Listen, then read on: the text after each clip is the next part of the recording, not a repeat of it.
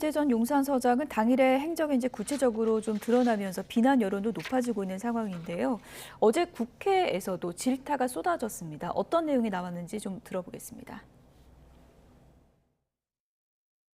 관할 서장인 용산경찰서장 이임재 이분의 수상한 행적은 미스테리 수준이에요.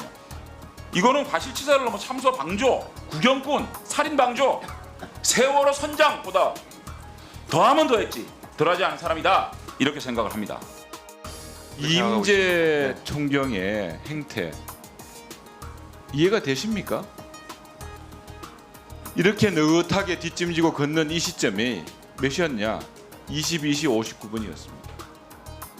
현장은 수십 명의 사람이 쓰러져서 CPR을 하는 아수라장이었습니다. 이임재의 행태는 일반 국민의 시각에서도 도저히 이해가 될 수 없습니다. 네, 국회에서 쏟아진 질타 들어보셨는데 잠시 뒤에 이 내용 좀 짚어보고요. 먼저 조금 전에 들어온 속보부터 전해드리겠습니다. 서해 공무원 피격 사건으로 구속이 됐죠. 서욱 전 국방부 장관이 구속 적부심을 통해서 석방됐다는 속보가 들어왔습니다. 서울중앙지방법원이 오늘 서 전 장관이 청구한 구속 적부심을 인용했습니다. 앞서 서 전 장관 측은 조사가 충분히 다 끝난 데다가 피의자가 방어권을 행사해야 하는데 구속이 계속되는 건 과하다면서 구속의 적법성을 다시 따져달라는 구속 적부심을 청구했습니다. 법원의 결정으로 서 전 장관이 석방되면서 검찰은 조만간 불구속 상태로 서 전 장관을 기소할 것으로 보입니다. 다시 한번 전해드리겠습니다. 서해 공무원 피격 사건으로 구속된 서욱 전 국방부 장관 구속 적부심을 통해 오늘 석방됐다는 소식이 들어왔습니다. 이어지는 뉴스에서 다시 한번 정리해서 전해드리겠습니다. 네, 용산 서장의 행적에 대해서 국회 행안위에서 질타가 쏟아진 모습을 보여드렸는데 시간대별 행적도 그렇지만 식사하는 모습, 그 장면까지도 공개가 되면서 이렇게 급박한 순간에 이렇게 느긋할 수가 있느냐 이런 비판이 커지고 있는 것 같아요. 그 당시 이제 용산 집회, 그러니까 대통령실 앞에 이제 집회가 있었다는 거죠. 그래서 그것을 마치고 용산서에 이제 경비과장, 정보과장 같이 식사를 했어요. 물론 식사할 수 있죠. 이제 끝났으니까. 그런데 그 당시에 압사할 수 있다는 신고가 많이 들어왔고요. 더군다나 본인이 아마 보고를 받았을 가능성이 큰단 말이에요. 그럼에도 밥을 먹고 거기에서 느긋하게 하는 거예요. 사실 현장으로 바로 밥을 먹다가 그만두고 뛰어가도 사실은 시간상으로 굉장히 급박한 상황 아니겠습니까? 그럼에도 불구하고 식사를 가고 또 본인의 관용차를 타고 가다가 차가 막혔어요. 녹사평역이 이태원을 시작하는 지점이거든요. 예. 그럼 막혔으면 바로 거기서 걸어가면 한 10분 정도 거리의 현장으로 갈 수 있었음에도 불구하고 다시 저쪽 이태원 앤틱거리라고 있거든요. 예. 그쪽도 굉장히 골목이 좁고 밀립니다. 그쪽으로 갔다 안 되니까 또 그쪽에 있다 우왕좌왕하다가 결국 걸어서 현장을 간 거예요. 그런데 사실 이해가 되지 않는 부분이 그 자리에 정보과장 또 경비과장이 있었잖아요. 그러면 정보과장은 사실은 인파가 모이고 그에 관련된 정보에서 주무 담당관이라고 볼 수가 있고 또 경비과장은 실질적으로 경비를 해야 할 임무가 있는 과장 아닙니까? 네. 임원 아닙니까? 그럼에도 불구하고 왜 이렇게 늑장 대처를 했는지 그 사이에 과연 무전으로라도 아니면 현장 보고가 들어왔을 거예요. 그럼에도 불구하고 저렇게 안이하게 저렇게 현장에 가는 과정에 있어서도 마치 밀리면 할 수 없는 그런 생각으로 저렇게 했는지 굉장히 의아한 점이 많죠. 네.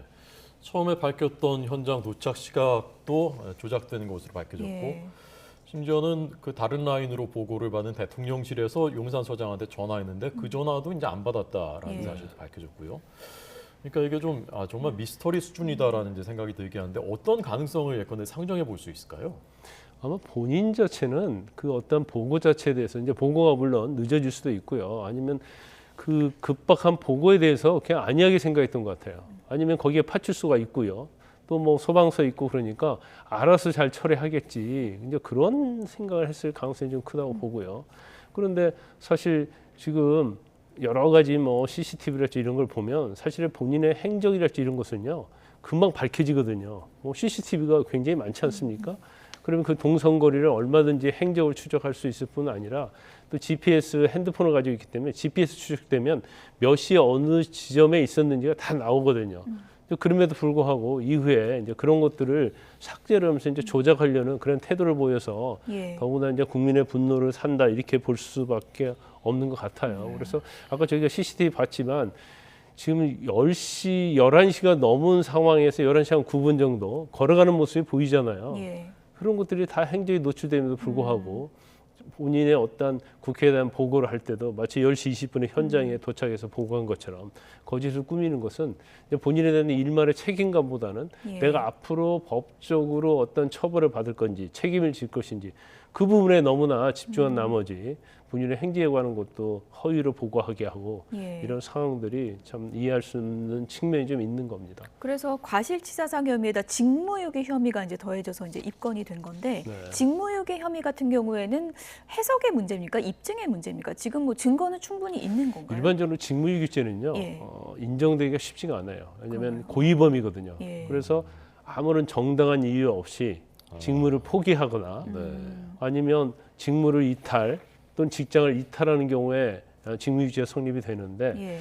이 경우에 있어서 그냥 만연하게 이 사태가 뭐 별일 없고 알아서 밑에서 잘 처리하겠지 정도의 생각이면 이제 과연 직무를 포기했다고 볼 수 있느냐 아니면 이탈했다고 볼 수 있느냐 그런 좀 쟁점이 있어요. 그래서 예. 이제 국민의 감정 또는 시각에서 보면 저런 게 직무유기 아닌데고 뭐가 되겠어라는 생각이 있을 수 있지만 법적인 요건은 좀 까다롭거든요.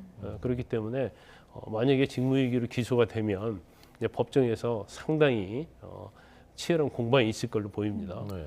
그러니까 실제로 직무유기 혐의로 잘 기소가 되지 않고 되더라도 이제 유죄를 받기가 쉽지가 않은 거군요. 네, 네 맞습니다. 네.